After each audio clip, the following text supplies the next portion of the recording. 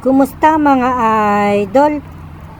Final Game 6 ng San Miguel Beermen at Magnolia Hotshots sa PBA Commissioners Cup Season 48. Champion ng San Miguel Beermen, 29 title sa pagkaka-champion mga idol.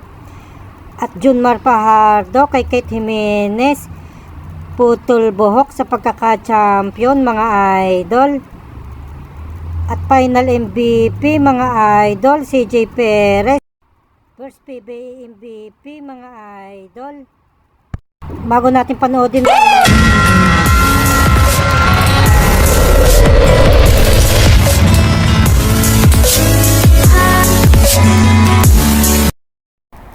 unang puntos ng San Miguel Beermen mula kay Junmar Fajardo mga idol.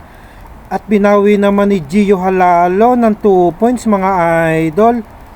At dito na nag 62 run ang Magnolia Hotshots sa slam dunk ni Tyler Bay mga idol.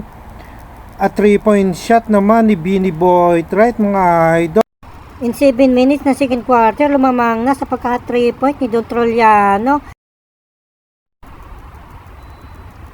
At Junmar Fajardo sa ilalim, easy 2 points mga idol.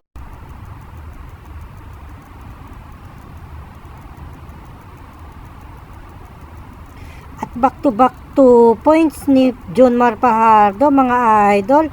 At magandang pasa naman ni Gio Halalon kay Tyler Bay with 3 points mga idol.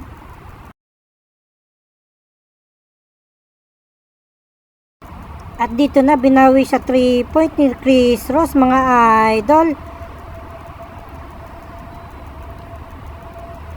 At Jericho Cruz sa 3 point, CJ Perez rin sa 3 point mga idol with 3 points mga idol. Pero 8 pa rin ang hinahabol ng San Miguel Beermen mga idol.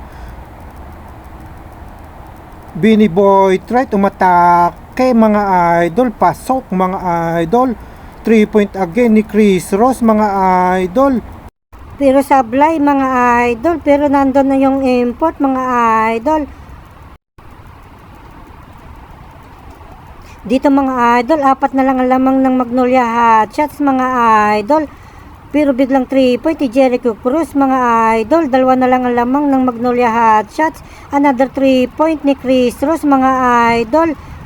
Lamang na ng San Miguel Beermen ng isa mga idol. Another 3 point again ni CJ Perez mga idol.